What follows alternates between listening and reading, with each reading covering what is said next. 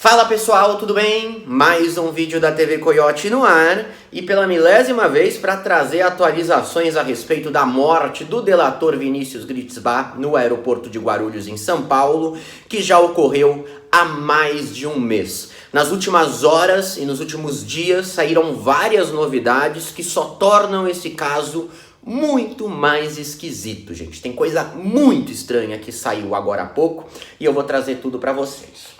Bom, vamos lá. Primeiro, ontem ocorreu mais uma prisão. A prisão do Matheus Augusto de Castro Mota. Não confundam com o Matheus Soares Brito, que foi preso por policiais da Rota nesse final de semana. A Rota prendeu 3 pessoas no final de semana.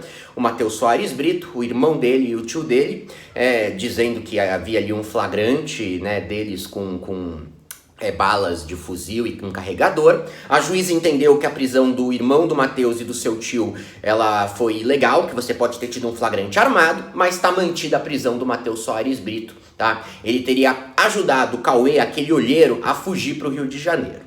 O Matheus Augusto de Castro Mota, que foi preso ontem, é aquele Matheus que já está foragido há um tempão. Aquele lá que já teve foto divulgada e tudo mais. Ele seria um amigo há muito tempo do olheiro Cauê e teria emprestado o Gol preto usado na execução e também o Audi preto que foi usado pelo Cauê para fugir para o Rio de Janeiro e não ser encontrado depois. Até agora o Cauê continua foragido, gente. O Matheus, a polícia, quando decretou a prisão preventiva dele há algumas semanas, quase conseguiu pegar. Só que ele saiu 2 horas antes da polícia chegar no local onde ele estava. E ele foi encontrado agora, gente, no bairro de Canto do Forte, na Praia Grande, no litoral sul de São Paulo, tá? O imóvel em que ele se encontrava, ele foi cercado pelos policiais do DEIC, que é o Departamento Estadual de Investigações Criminais, e ele foi detido sem resistir à prisão. Não sabemos como que a polícia descobriu o paradeiro dele, mas o que se sabe é o seguinte: ele estava no apartamento alguns dias já com as luzes completamente apagadas, mesmo à noite ele não acendia nada para não correr o risco de chamar a atenção dos vizinhos. A polícia chegou, ele estava apenas assistindo uma pequena televisão e ele estava com a geladeira lotada de alimentos. O que se acredita é que a ideia dele era permanecer lá ao longo de muitos dias ou até de muitas semanas dentro desse apartamento. Tá, então agora mais essa prisão. Das prisões que estão, digamos, mantidas, temos 2 Matheus presos. Esse e o outro. Os 2 ali muito próximos do Cauê teriam contribuído no momento da execução e no pós-execução do Vinícius Gritzbach. E o que sai de novo também é que a estrutura dessa organização que matou o Gritzbach seria a seguinte. O Cauê, o Matheus Mota e o Matheus Brito, e desse só o Cauê não tá preso ainda, tá foragido, foram cooptados por um homem de apelido Didi para participar dessa empreitada. Segundo a Polícia Civil, todos eles, inclusive o Didi, eles eram subordinados a um outro homem conhecido como João Cigarreiro.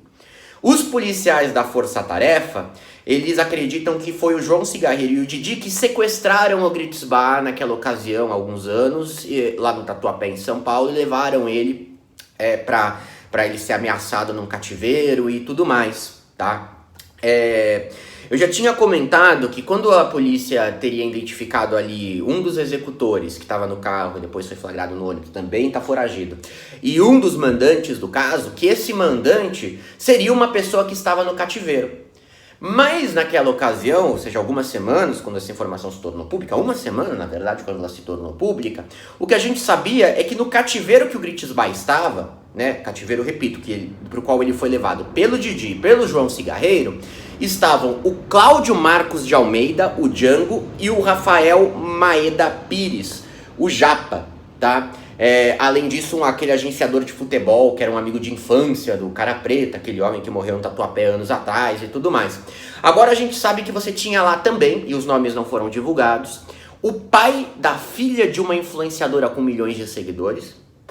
Mais nada, não sabemos mais nada além disso, um homem conhecido como Pescador e outro conhecido como Nega. Esses sim estão vivos.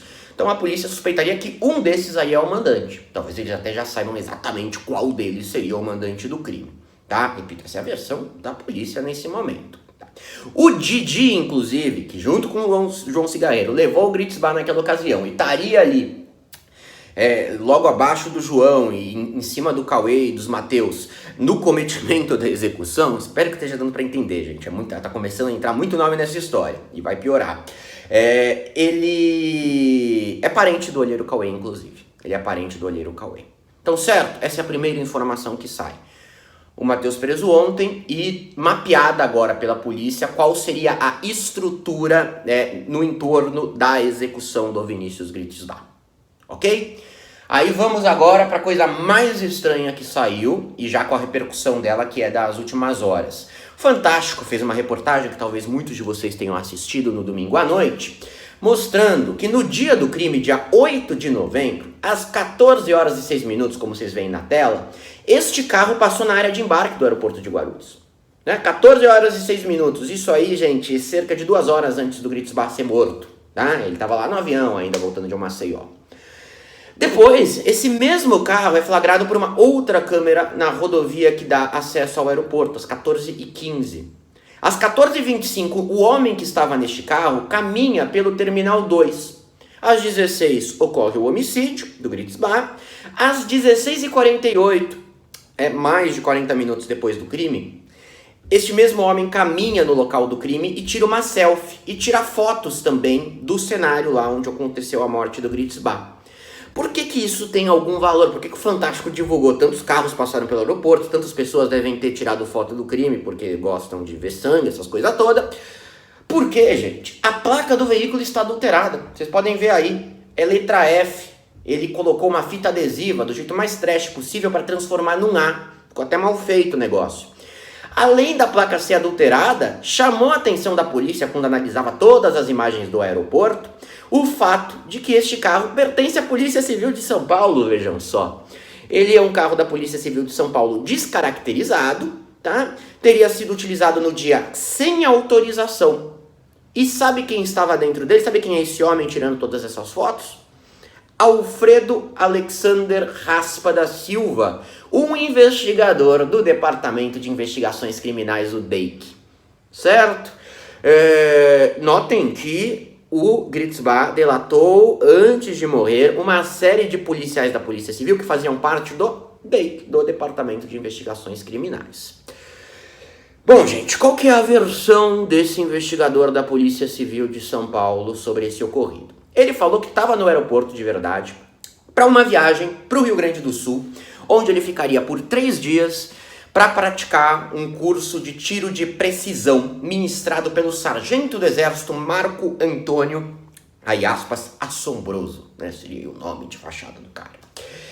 Ele disse que realmente adulterou a placa do carro da Polícia Civil com o objetivo, primeiro, né, de que ele estava ali utilizando o carro sem autorização, e segundo, porque ele estava burlando os radares de velocidade para evitar, para chegar a tempo, para não perder o voo, e ele queria evitar alguma multa, alguma coisa desse tipo. Tá legal? Foi o argumento utilizado por ele. Ele entregou para a Polícia Civil, para a Corregedoria da Polícia agora, prints de mensagens de WhatsApp de meses atrás sobre o curso, comprovando a transferência por Pix, a reserva do veículo em Porto Alegre e as passagens aéreas compradas no dia 18 de outubro. E o voo estava marcado para as 15 horas e 10 minutos no aeroporto. Mas essa versão do cara tá recheada de problemas. Primeiro, gente, viatura da Polícia Civil estava imune a multas. Ele disse que não sabia disso. Tá? Segundo, o voo dele não saía do Terminal 2, que é o mesmo onde aconteceu a morte do Gritzbach, o mesmo onde ele estacionou o carro, o mesmo onde ele é visto tirando fotos do local do crime depois. Não, o voo saía do Terminal 1, portão 105. Ele disse que se confundiu, porque na passagem estava escrito Seção 2 no cartão de embarque. Estava mesmo, e ele entendeu ali Terminal 2, foi para o terminal errado. Terceiro, ele não embarcou no avião. O argumento dele é que ele perdeu o voo. Ele estava atrasado, chegou no terminal errado e perdeu o voo. Olha o que ele disse, olha, cheguei no portão de embarque certo às 15 horas. Ele chegou errado, ele foi pro portão certo, lá no terminal 1. A funcionária da Azul consultou via rádio seus superiores, mas eles negaram minha entrada no avião. Saí dali e fui diretamente à loja da empresa Azul, no mesmo terminal 1. Fiquei nessa fila por volta de 1 hora e 30 minutos. Não consegui outro voo, estavam todos lotados, segundo a funcionária. E ele disse que, para comprovar a versão dele e tudo mais, ele mostrou uma série de selfies que tirou em vários lugares do aeroporto, tá? Antes e depois do crime. Ele não explicou por que ficou tirando selfie no aeroporto. Não explicou, tá? Não sabemos por que ele fez isso. A Corregedoria da Polícia Civil afastou a suspeita dele ter envolvimento no crime, porque acredita na versão dele, ele pode ser expulso da corporação por ter adulterado a placa do carro. Gente, vamos lá. Não faz sentido absolutamente nada quase nessa história, né? Então, o cara adulterou a placa, ok, mas ele fica andando pelo terminal e tirando foto é muito estranho. É muita coincidência tudo, muita coincidência. Ele chegar antes no terminal errado, depois aparece no terminal de novo para buscar o carro que tinha estacionado e fica tirando foto do crime. O cara não era para estar no aeroporto para começar com aquele veículo, então vai ficar tirando selfie e tudo mais. É muito bizarro, é muito bizarro. Se por um lado isso faz com que, né, qualquer um olhe e fale, certamente ele teve participação, e o cara do Dake, delatado pelo Gritzbach. Por outro, é tão bizarro que é difícil de acreditar que se ele teve envolvimento, ele seria tão idiota assim. Né? Mas a gente vê que tem muita gente idiota no mundo, e nesse caso aqui, inclusive, apareceram várias, né? Muita gente burra nesse caso. A polícia descartou. E tá com essa outra versão que eu acabei de colocar pra vocês, de que você teria ali essa estrutura que envolve o Cauê, os dois Mateus esses que estão presos, o Cauê foragido, os dois executores que estão ali embaixo, o motorista do carro, são os executores identificados, em cima um cara chamado Didi, que é parente do Cauê, em cima outro João Cigarreiro, que teria participado ali do sequestro do Gritzbach alguns anos atrás, e uma das pessoas que estava no sequestro seria a mandante. É uma versão da polícia agora, que até agora a gente já sabe, dali pra cá, tudo certo. Mas aí vem e aparece um negócio como esse. Se soma a atrapalhada da rota nesse final de semana que eu expus pra vocês no último vídeo. Que a juíza acredita armou o flagrante pra prender duas pessoas erradas. E que tá um barraco na Polícia Civil de São Paulo, que a Polícia Civil falou, a rota tá se metendo nisso. O que a rota tá fazendo no caso?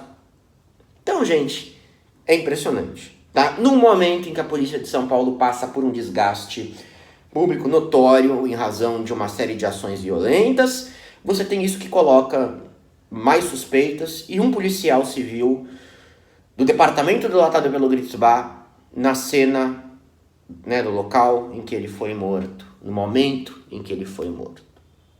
E por que ele iria lá, né, gente? Também é outra coisa. Por que o policial civil teria que ir lá? Tá envolvido no crime. Porque ele vai lá e tira foto. Vai saber. Se alguém tiver uma tese, comente aqui embaixo. Mesmo se não tiver, comenta para dar aquela força.